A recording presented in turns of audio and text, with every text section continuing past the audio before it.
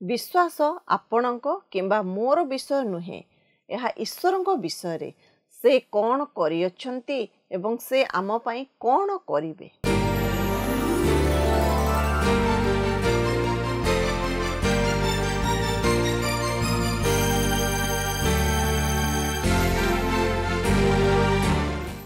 प्रिय दर्शक बंधु नमस्कार।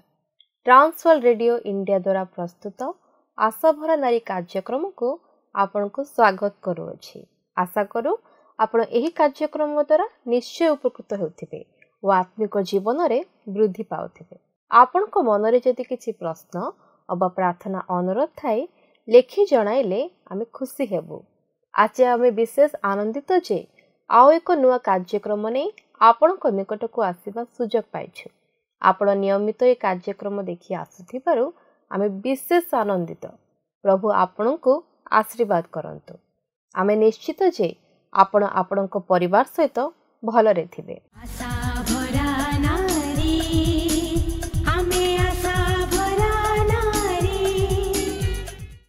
मु बिंदु आज आम सहित इलेन दीदी अछंती। इलेन दीदी नमस्कार। भौणी बिंदु नमस्कार। आमे खुशी आपण आम सहित जोग देइछंती। आजिर आलोचनार विषय आमे किपरि अनुग्रह विश्वास प्रेम और ज्ञान रे आग को बढ़िबा। मु सुनिली आपण गत मास उद्यानर कर्मशाला को जाइथिले, ता किपरि थिला किछि आग्रहपूर्ण विषय शिखिले कि?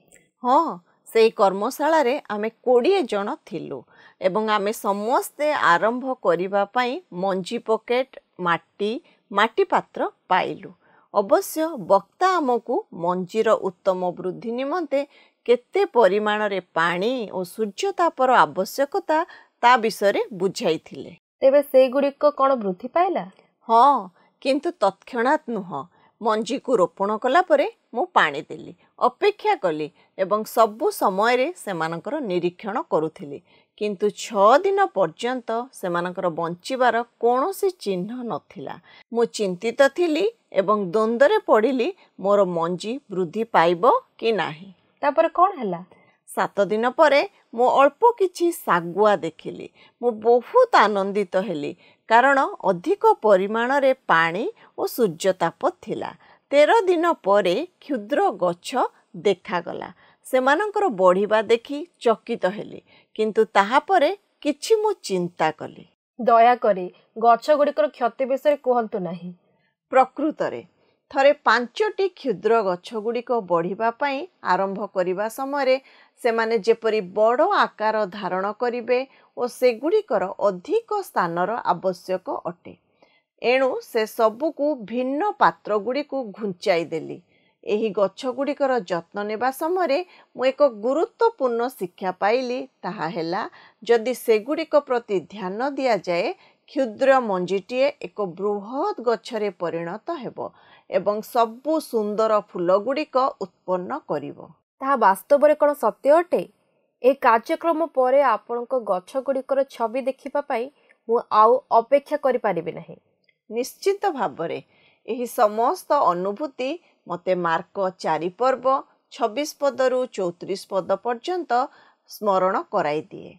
आहुरी से कहिले ईश्वरंको राज्य एही प्रकार जेपरि जने लोक भूमि रे बिहन बुणे, पुणी रात्रि रे निद्रा जाए और दिवस रे जाग्रत हुए, आउ बिहन किपरि अंकुरित होई वृद्धि पाए ताहा से जाने नाही। भूमि आपे फल उत्पन्न करे, प्रथम रे पत्र परे सीसा, ताहा परे पूर्ण सीसा सहित शस्य, किंतु शस्य पाचिला क्षणी फसल समय उपस्थित हेबारु से लगाए। जीसु पुणी कहिले आम्भे माने कहा संगरे ईश्वरंको राज्यर तुलना करिबा, कियबा केउ दृष्टांतरे ताहा बुझाइबा।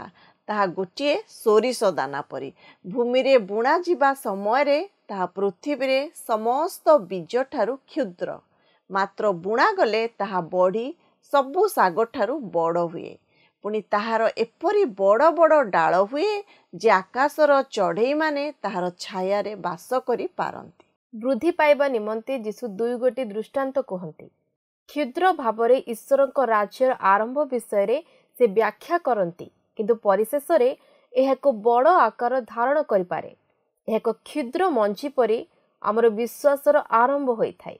जेपरि एक क्षुद्र मंजी रोपण करिथाउ उत्तम विश्वासर आरंभ निमंते आमको अनुशासनर अनुगामी हेबा आवश्यक। विश्वास हेउछि किसी विषय उपरे किंबा जनक उपरे निर्भर करिबा अटे। ईश्वरंक ठारे विश्वास करिबार अर्थ हैला से करि पारंती एवं जहाँ सब प्रतिज्ञा करि अछंती से ताहा करिबे। विश्वास आपणक किंबा मोर विषय नुहे, यह ईश्वरंक विषय रे से कौन करि अछंती एवं से आम पई कौन करिवे। विश्वास आम पई ईश्वरंक एक उपहार अटे। आमे निज ठारो एहाकु उत्पन्न करि न थाउ। यह आमर दायित्व ईश्वरंक ठारे निर्भर करिबा। एफिसियो 2 पर्व 8 पद कहे, कारण अनुग्रह रे विश्वास द्वारा तुम्भे माने परित्राण पाई अछ, ता तुम्भ मानक निज ठारो होई नाही, ता ईश्वरंक दान। जीशु आमर विश्वास को एक क्षुद्र मंजी सहित तुलना करती, जेपरि वृद्धि पाइबा निमंते आमको तार जत्न नेबा आवश्यक अटे। जेपरि मंजी को बढ़िबा निमंते आमे पानी देबा द्वारा सूर्यताप साहाय्य करिथाए।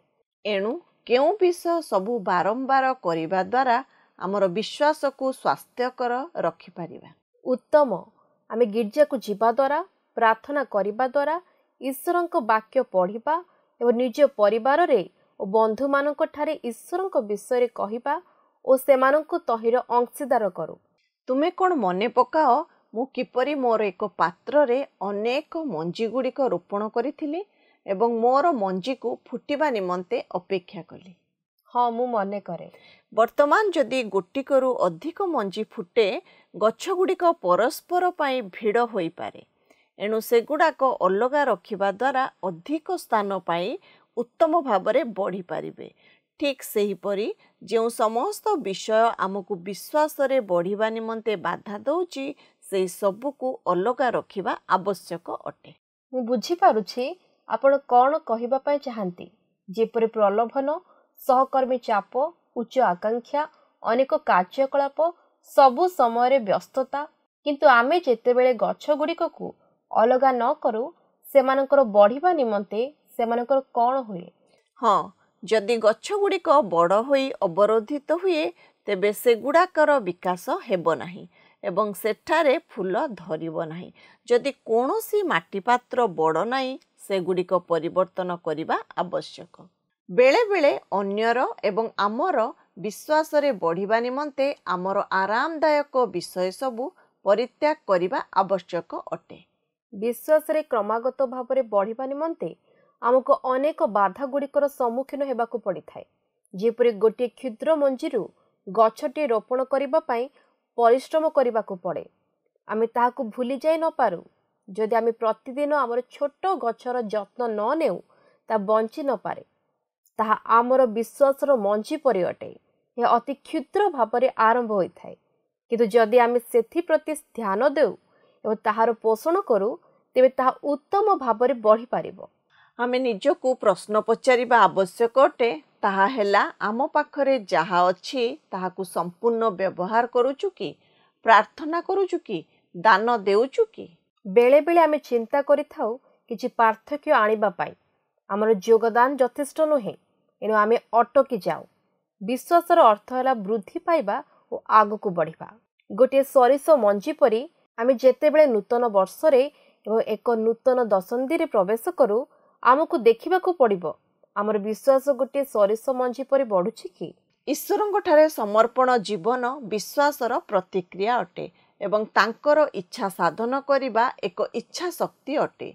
से आम सहित एक व्यक्तिगत सक्रिय और बलिष्ठ संपर्क रखिबाकू चाहंती एवं ईश्वरंक वाक्य द्वारा आमे निजको रोपण करि परिबा।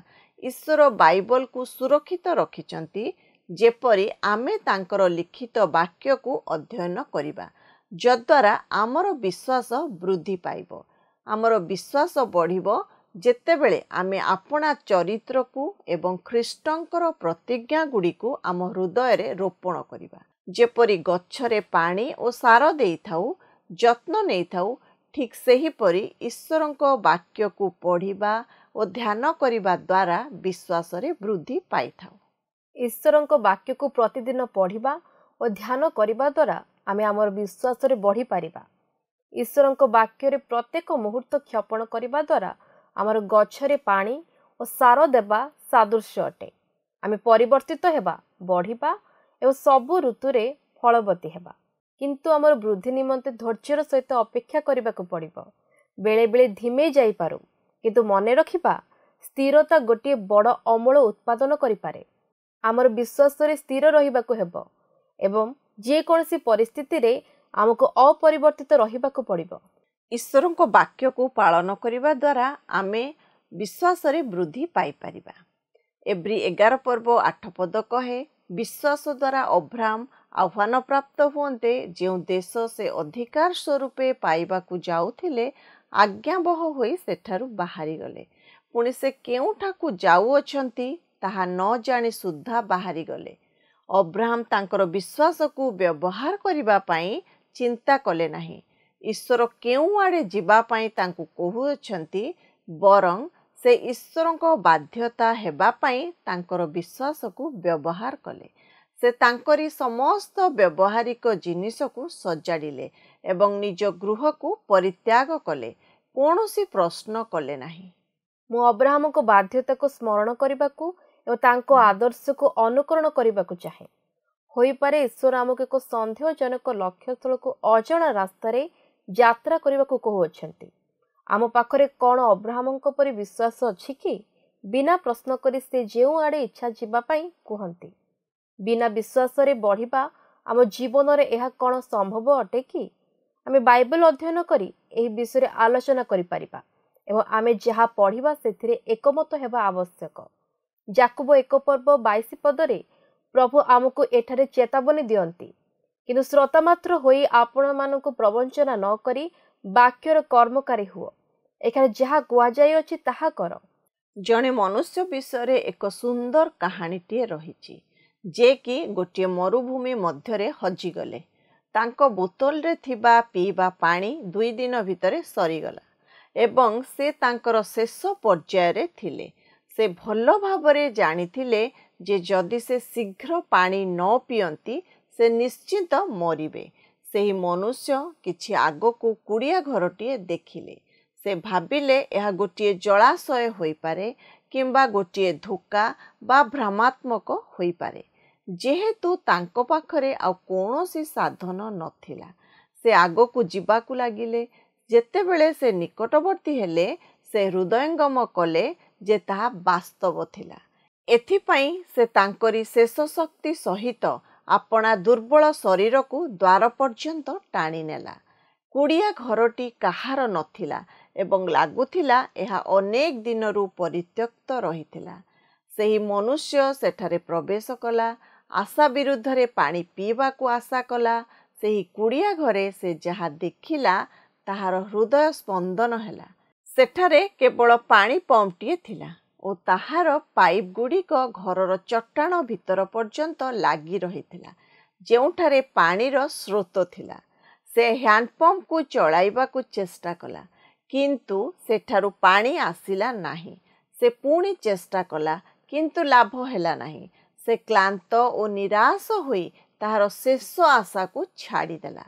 ସେ ନିରାଶ ହୋଇ ନିଜର ହାତକୁ ଉପରକୁ ଉଠାଇଦେଲା।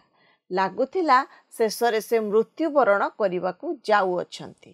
କିଛି ସମୟ ପରେ ସେହି ମନୁଷ୍ୟ କୁଡ଼ିଆ ଘରର କୋଣରେ ଗୋଟିଏ ବୋତଲ ଥିବାର ଲକ୍ଷ୍ୟ କଲା। ଏହା ପାଣିରେ ପୂର୍ଣ୍ଣ ଥିଲା ଏବଂ ବାଷ୍ପୀକରଣକୁ ରୋକିବା ପାଇଁ ବନ୍ଦ କରାଯାଇଥିଲା। ସେ ବୋତଲକୁ ଖୋଲିଦେଲା ଏବଂ ମିଠା ଜୀବନଦାୟକ ଜଳ ପିଇବାକୁ ଯାଉଥିଲା। ସେତେବେଳେ ତାଙ୍କର ନଜର ସେଠାରେ ଲାଗିଥିବା କାଗଜ ଉପରେ ପଡ଼ିଲା। ସେଠାରେ ଲେଖାଯାଇଥିଲା, ହ୍ୟାଣ୍ଡପମ୍ପକୁ ଚଳାଇବାକୁ ଏହି ପାଣି ବ୍ୟବହାର କର। ଯେତେବେଳେ ତୁମେ ତାହା କରିବ, ବୋତଲକୁ ପୂର୍ଣ୍ଣ କରିବା ପାଇଁ ଭୁଲିବ ନାହିଁ। ବର୍ତ୍ତମାନ ସେହି ମନୁଷ୍ୟ ଦ୍ୱନ୍ଦ୍ୱରେ ପଡ଼ିଲା। ସେ ଆଦେଶକୁ ମାନିବାକୁ ପଡ଼ିବ ଏବଂ ପମ୍ପରେ ପାଣି ଭର୍ତ୍ତି କରିବ, କିମ୍ବା ସେ ଏହାକୁ ଅଣଦେଖା କରିବ ଏବଂ କେବଳ ପାଣିକୁ ପିଇଦେବ। ସେ କ'ଣ କରିବ? ଯଦି ସେ ପାଣିକୁ ପମ୍ପ ଭିତରେ ଯିବାକୁ ଦେବ, ତାହା ଯେ କାର୍ଯ୍ୟ କରିବ ସେ କିପରି ଭରସା କରିପାରିବ? ଯଦି ପମ୍ପ ଖରାପ ହୋଇଯାଏ ତେବେ କ'ଣ ହେବ?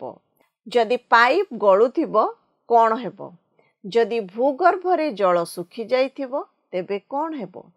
କିନ୍ତୁ ତାହାପରେ ଯଦି ନିର୍ଦ୍ଦେଶାବଳୀ ଠିକ୍ ଅଛି, ସେ କ'ଣ ପିଇବା ଉଚିତ ଅଟେ? ଯଦି ତାହା ମିଛ ହୋଇଥାଏ, ସେ ସେହି ପାଣିକୁ ଫିଙ୍ଗିବ ଯାହାକୁ ସେ କେବେ ଦେଖିଥିବ। ହାତ ଥରୁଥିଲା, ସେ ପମ୍ପ ଭିତରେ ପାଣି ଢାଳୁଥିଲା। ତାପରେ ସେ ନିଜର ଚକ୍ଷୁକୁ ବନ୍ଦ କରିଦେଲେ। ଏକ ପ୍ରାର୍ଥନା ସହିତ ସେ ପମ୍ପକୁ ଚଳାଇବାକୁ ଆରମ୍ଭ କଲେ। ସେ ଗର୍ଜନର ସ୍ୱର ଶୁଣିଲେ ଏବଂ ତାପରେ ପାଣି ଜୋରସେ ବୋହିବାକୁ ଲାଗିଲା। ଯେତେ ସମ୍ଭବ ତାଠାରୁ ଅଧିକ ସେ ବ୍ୟବହାର କରିବେ। ସେ ଥଣ୍ଡା ଓ ସତେଜ ଝରଣାର ପାଣି ପିଇଲେ, କାରଣ ସେ ବଞ୍ଚିବାକୁ ଯାଉଥିଲେ। ପେଟ ଭରା ପାଣି ପିଇ ସାରିଲା ପରେ ଆନନ୍ଦ ଅନୁଭବ କଲେ। ସେ କୁଡ଼ିଆ ଘରର ଚାରିପଟ ଦେଖିଲେ। ସେଠାରେ ସେ ଗୋଟିଏ ପେନ୍ସିଲ ପାଇଲେ ଏବଂ ସେହି ଅଞ୍ଚଳର ଏକ ମାନଚିତ୍ର ମଧ୍ୟ ପାଇଲେ। ମାନଚିତ୍ରଠାରୁ ଜାଣିପାରିଲେ ଯେ ସେ ସଭ୍ୟତାଠାରୁ ଅନେକ ଦୂରରେ ଅଛନ୍ତି। କିନ୍ତୁ ବର୍ତ୍ତମାନ ସେ ମଧ୍ୟ ଜାଣିପାରିଲେ ଯେ ସେ କେଉଁଠାରେ ଥିଲେ ଏବଂ କେଉଁ ଦିଗକୁ ତାଙ୍କୁ ଯିବାକୁ ପଡ଼ିବ। ସେ ଆଗାମୀ ଯାତ୍ରା ନିମନ୍ତେ ଫ୍ଲାସ୍କ ଭର୍ତ୍ତି କଲେ। ସେ ମଧ୍ୟ ବୋତଲରେ ପାଣି ଭରିଲେ ଏବଂ କର୍କକୁ ଭିତରେ ରଖିଲେ। କୁଡ଼ିଆ ଛାଡ଼ିବା ପୂର୍ବରୁ ସେ ନିର୍ଦ୍ଦେଶାବଳୀ ତଳେ ନିଜର ଲେଖାକୁ ସେଠାରେ ଛାଡ଼ିଦେଲେ। ମୋତେ ବିଶ୍ୱାସ କର, ଏହି କାର୍ଯ୍ୟ କର। ସେହି ମନୁଷ୍ୟ ବିଶ୍ୱାସର ଅତିକ୍ରମ କଲେ ଏବଂ ପୁରସ୍କୃତ ହେଲେ। ତାହା ଠିକ୍ ଅଟେ। ଆମର ବିଶ୍ୱାସ ଆମକୁ କାର୍ଯ୍ୟକ୍ଷମ ହେବା ପାଇଁ ଓ ଯୀଶୁଙ୍କର ଆଦର୍ଶର ଅନୁକାରୀ ହେବା ନିମନ୍ତେ ପ୍ରେରଣା ଦିଏ। ସେ ଯେପରି କରିଥିଲେ, ଆମ୍ଭମାନଙ୍କୁ ମଧ୍ୟ ସେହିପରି ପ୍ରେମ, ଦୟା ଏବଂ କ୍ଷମା କରିବା ଆବଶ୍ୟକ। ଆମର ବିଶ୍ୱାସ ଆମ ଜୀବନର ପ୍ରତ୍ୟେକ କ୍ଷେତ୍ରରେ, ଯେପରି ସମ୍ପର୍କରେ, କାର୍ଯ୍ୟକ୍ଷେତ୍ରରେ, ସେବାରେ ଏବଂ ଉପାସନାରେ ପ୍ରଭାବିତ କରିପାରିବ।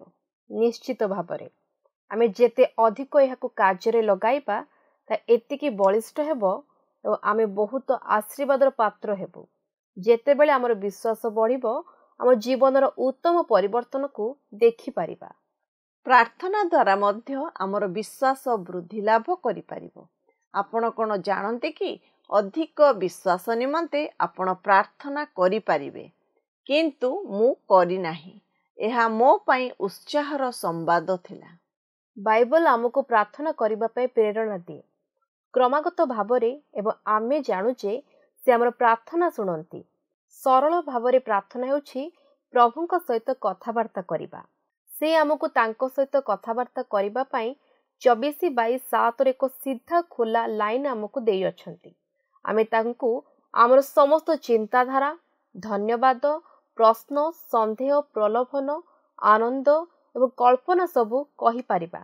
ଖ୍ରୀଷ୍ଟଙ୍କର ଜନ୍ମର 600 ବର୍ଷ ପୂର୍ବରୁ ବାବିଲୋନର ରାଜା ନବଖୁଦ୍ନେଚ୍ଛର ଜେରୁସାଲେମକୁ ଅଧିକାର କଲେ ଏବଂ ଯିହୁଦୀ ଜାତିର 4 ଜଣ ଯୁବା ଦାନିଏଲ, ହନନୀୟ, ମିଶାଏଲ ଓ ଅସରିୟ ସହିତ ଅନେକ ଇସ୍ରାଏଲୀୟମାନଙ୍କୁ ବନ୍ଦୀ କରି ନେଇଗଲେ।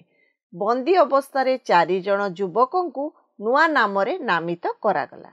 ଦାନିଏଲଙ୍କୁ ବେଲଶଚ୍ଚର, ହନନୀୟଙ୍କୁ ସଦ୍ରକ, ମିଶାଏଲଙ୍କୁ ମେଶକ ଓ ଅସରିୟଙ୍କୁ ଅବେଦନକ ରଖାଗଲା। ସେମାନଙ୍କୁ ବନ୍ଦୀ କଲା ପରେ ରାଜାଙ୍କ ଦ୍ୱାରା ସେମାନଙ୍କୁ ଆଜ୍ଞା ଦିଆଗଲା ଏବଂ ଶେଷରେ ସେମାନଙ୍କର ବିଶ୍ୱାସରେ ସ୍ଥିର ରହିବା ସକାଶୁ ଏବଂ ସ୍ୱର୍ଣ୍ଣର ମୂର୍ତ୍ତି ଆଗରେ ମୁଣ୍ଡିଆ ନ ମାରିବାରୁ ସେମାନଙ୍କୁ ବନ୍ଦୀ ଗୃହରେ ରଖାଗଲା। ରାଜା ନବୁକଦନେଚ୍ଛର କ୍ରୋଧରେ ପ୍ରଜ୍ୱଳିତ ହୋଇ ଯିହୁଦା ଜାତିର ଦାନିଏଲ, ହନାନୀୟ, ମିଶାଏଲ ଓ ଅସରିୟଙ୍କୁ ଆଜ୍ଞା ଜାରି କଲେ। ସେଇଥିପାଇଁ ଏହି 4 ଜଣ ଯୁବାକୁ ରାଜାଙ୍କ ଛାମୁକୁ ଅଣାଗଲା ଏବଂ ରାଜା ନବୁକଦନେଚ୍ଛର ପଚାରିଲେ, ଏହା କ'ଣ ସତ୍ୟ ଅଟେ କି ସଦ୍ରକ, ମୈଶକ ଓ ଅବେଦନଗୋ, ତୁମ୍ଭେମାନେ କି ମନସ୍ଥ ହୋଇ ମୋ ଦେବତାର ସେବା କରୁନାହଁ କିମ୍ବା ମୋ ସ୍ଥାପିତ ସ୍ୱର୍ଣ୍ଣମୟ ପ୍ରତିମାକୁ ପ୍ରଣାମ କରୁନାହଁ? ଏବେ ଶୃଙ୍ଗ, ବଂଶୀ, ବୀଣା, ଚତୁସ୍ତନ୍ତ୍ରୀ, ନେବଲ, ମୃଦଙ୍ଗ ଓ ସର୍ବପ୍ରକାର ବାଦ୍ୟ ଶୁଣିଲେ ତୁମ୍ଭେମାନେ ଯେବେ ମୋ ନିର୍ମିତ ପ୍ରତିମାକୁ ମୁହଁ ମାଡ଼ି ପ୍ରଣାମ କରିବାକୁ ପ୍ରସ୍ତୁତ ହୁଅ, ତେବେ ଭଲ। ମାତ୍ର ଯେବେ ତୁମ୍ଭେମାନେ ପ୍ରଣାମ ନ କର, ତେବେ ସେହି ଦଣ୍ଡରେ ତୁମ୍ଭେମାନେ ପ୍ରଜ୍ୱଳିତ ଅଗ୍ନିକୁଣ୍ଡରେ ନିକ୍ଷେପ୍ତ ହେବ। ଆଉ ଯେ ତୁମ୍ଭମାନଙ୍କୁ ମୋ ହସ୍ତରୁ ଉଦ୍ଧାର କରିବ, ଏପରି କେଉଁ ଦେବତା ଅଛି? ଆମେ ଜାଣୁ ଯେତେବେଳେ ସବୁ କିଛି ଠିକ୍ ଠାକ୍ ଥାଏ, ବିଶ୍ୱାସ କରିବା ସହଜ ଅଟେ। କିନ୍ତୁ କ'ଣ ହୁଏ, ଆମେ ଯେତେବେଳେ ଅଗ୍ନି ମଧ୍ୟ ଦେଇ ଯାଇଥାଉ ଈଶ୍ୱରଙ୍କ ଠାରୁ ପୁରସ୍କାରର ପ୍ରତିଜ୍ଞା ପାଇଥିବାରୁ ଆମେ କ'ଣ ତାଙ୍କଠାରେ ବିଶ୍ୱସ୍ତ ରହିବା କି? ଶେଷରେ ପ୍ରଭୁ ସଦ୍ରକ୍, ମୈଶକ୍ ଓ ଅବେଦନଗୋକୁ ପ୍ରଜ୍ୱଳିତ ଅଗ୍ନି ମଧ୍ୟରୁ ଉଦ୍ଧାର କଲେ। ଏହା କେବଳ ସେମାନଙ୍କର ବିଶ୍ୱାସ ଯୋଗୁଁ ନୁହେଁ, ସେମାନେ ଘୋଷଣା କରି କହିଲେ, ପ୍ରଭୁ ଯଦି ରକ୍ଷା କରନ୍ତି ସେମାନେ ବିଶ୍ୱସ୍ତ ରହିବେ, କିନ୍ତୁ ଯେବେ ନ କରନ୍ତି ତେବେ ମଧ୍ୟ ଈଶ୍ୱରଙ୍କ ଠାରେ ବିଶ୍ୱାସ କରିବେ। ସେମାନଙ୍କର ବିଶ୍ୱାସ ସର୍ତ୍ତମୂଳକ ଥିଲା। ସଦ୍ରକ୍, ମେଶକ୍ ଓ ଅବେଦନଗୋ ସେମାନଙ୍କ ହୃଦୟର ବିଶ୍ୱାସକୁ ପ୍ରମାଣ କରିବା ପାଇଁ ଅଗ୍ନିକୁଣ୍ଡରେ ନିକ୍ଷିପ୍ତ ହେବା ପାଇଁ ଏକମତ ହେଲେ। ସେମାନଙ୍କର ବିଶ୍ୱାସ ପାଇଁ ସେମାନଙ୍କର ଜୀବନକୁ ବାଜି ଲଗେଇଦେଲେ, ଯେପରି ଈଶ୍ୱରଙ୍କ ଛଡ଼ା ଆଉ କାହା ନିକଟରେ ପ୍ରଣାମ କରିବେ ନାହିଁ। ଏହା କରିବା ଦ୍ୱାରା ଈଶ୍ୱରଙ୍କୁ ଗୌରବ ଆଣିଦେଲେ। ସେମାନଙ୍କର ବିଶ୍ୱାସ ଈଶ୍ୱରଙ୍କ ବ୍ୟବସ୍ଥା ଓ ସୁରକ୍ଷାରେ ଏତେ ବଳିଷ୍ଠ ଥିଲା ଯେ ସେମାନେ ଅଗ୍ନିରେ ଚାଲିବାକୁ ଇଚ୍ଛା ପ୍ରକାଶ କଲେ। ସେ ଯେ ସେମାନଙ୍କୁ ଉଦ୍ଧାର କରିବେ ସେମାନେ ବିଶ୍ୱାସ କଲେ। ଈଶ୍ୱରଙ୍କ ପ୍ରତି ସେମାନଙ୍କର ଭକ୍ତି ଥିବାରୁ ସେମାନଙ୍କର ନିଷ୍ପତ୍ତିରେ ଦୃଢ଼ ଥିଲେ, ଏପରିକି ଈଶ୍ୱର ଅଗ୍ନିକୁଣ୍ଡରୁ ଉଦ୍ଧାର କରନ୍ତି। ଆମ ପାଇଁ ମଧ୍ୟ ସମାନ ଅଟେ। ଆମେ ଜୀବନରେ ଯେକୌଣସି ପରିସ୍ଥିତି ଆସୁ, ଯେତେବେଳେ ଜୀବନରେ ପରୀକ୍ଷା ଓ ଯନ୍ତ୍ରଣା ଦେଇ ଗତି କରୁ, ଏହି ସତ୍ୟତା ରହିଥାଏ, ଆମ୍ଭେମାନେ ତାହାଙ୍କର ଅଟୁ ଏବଂ ସେ ଆଜି ମଧ୍ୟ ଆମର ଅଟନ୍ତି ଏବଂ ସେ ମଧ୍ୟ ଉତ୍ତମ ଅଟନ୍ତି। ଆମେ କଠିନ ସମୟ ମଧ୍ୟ ଦେଇ ଯାଇପାରୁ, ପବନ ଓ ବର୍ଷା ଆମକୁ ହରେଇ ପାରନ୍ତି, କିନ୍ତୁ ଯେତେବେଳେ ସାନ୍ତ୍ୱନା, ଚାଳନା ଓ ସୁରକ୍ଷା ପାଇବା ନିମନ୍ତେ ଯୀଶୁଙ୍କଠାରେ ଆଉଜି ପଡ଼ିବା, ତେବେ ଝଡ଼ ଆମକୁ ବଳିଷ୍ଠ କରିପାରେ ଏବଂ ବିଶ୍ୱାସରେ ବୃଦ୍ଧିପ୍ରାପ୍ତ ହୋଇପାରିବା। ଯାକୁବ ଆମକୁ ଉତ୍ସାହିତ କରନ୍ତି, ଆନନ୍ଦର ବିଷୟ ମନେ କର, ଯେତେବେଳେ ଆମେ ପରୀକ୍ଷାର ସମ୍ମୁଖୀନ ହୋଇଥାଉ, ଆପଣ ଜାଣନ୍ତି ଆପଣଙ୍କର ପରୀକ୍ଷିତ ବିଶ୍ୱାସ ଆପଣଙ୍କୁ ରକ୍ଷା କରିବ। ଆମେ ଯେତେ ପରୀକ୍ଷା ମଧ୍ୟ ଦେଇ ଯାଇଥାଉ, ଆମେ ଶିକ୍ଷା କରିଥାଉ। ସେହି ସବୁ ଆମ ଚରିତ୍ରକୁ ଗଠନ କରିଥାଏ। ପ୍ରଭୁ ଆମର ପ୍ରତ୍ୟେକ ପରୀକ୍ଷା ସମୟରେ ଆମ ସହିତ ଗମନାଗମନ କରନ୍ତି। ଆମର ଯାହା ଆବଶ୍ୟକ, ଯେପରି ବଳ, ଧୈର୍ଯ୍ୟ, ସହନଶୀଳତା, ବୁଦ୍ଧି, ଆମେ ତାହାଙ୍କଠାରେ ମାଗୁ। ମରୁଡ଼ି ସମୟରେ ଆମେ ଘାସ, ଗଛ ଏବଂ ଫୁଲକୁ ପାଣି ଦେଇଥାଉ। ଶୀତଦିନ ଆସିଲେ କମଳ ଗଛଗୁଡ଼ିକକୁ ଘୋଡ଼େଇ ଥାଉ। ଠିକ୍ ସେହିପରି ଈଶ୍ୱର ଆମର ଯେତେବେଳେ ପାଣି, ଚରାଣୀ ଓ ଛେଦନର ଆବଶ୍ୟକ ପଡ଼େ, ସେ ସବୁବେଳେ ଉତ୍ତମ ଉଦ୍ଦେଶ୍ୟରେ ତାହା କରନ୍ତି। ଏକ ସକ୍ରିୟ ଓ ପରିପକ୍ୱ ବିଶ୍ୱାସ ଉତ୍ତମରୁ ଉତ୍ତମତା ପାଇଁ ଆମ ଜୀବନକୁ ପରିବର୍ତ୍ତନ କରିଥାଏ। ଜୀବନର ଝଡ଼ରେ ଆମକୁ ପରିଚାଳନା କରିଥାଏ। ପ୍ରାର୍ଥନାର ଜୀବନରେ ବୃଦ୍ଧି ଆସିଥାଏ ଏବଂ ପ୍ରଭୁଙ୍କ ସେବାକୁ ଆମକୁ ପରିଚାଳିତ କରିଥାଏ। ଆମର ଆଶା ଯେ ଆପଣ ବିଶ୍ୱାସର ସହିତ ଆଗକୁ ବଢ଼ିବା ନିମନ୍ତେ ଉତ୍ସାହିତ ହେଲେ ଏବଂ ତାଙ୍କ ନାମରେ ଅନ୍ୟମାନଙ୍କର ସେବା କରିବେ, କାରଣ ଈଶ୍ୱର ଆମର ସମର୍ପିତ ବିଶ୍ୱାସର ସମ୍ମାନ କରନ୍ତି ଏବଂ ଯାହା ଆମେ କଳ୍ପନା କରିନାହୁଁ, ଏପରି ଏହାର ବୃଦ୍ଧି ପାଇବେ। ତେବେ ଆସନ୍ତୁ ପ୍ରାର୍ଥନାରେ ପ୍ରଭୁଙ୍କ ନିକଟବର୍ତ୍ତୀ ହେବା।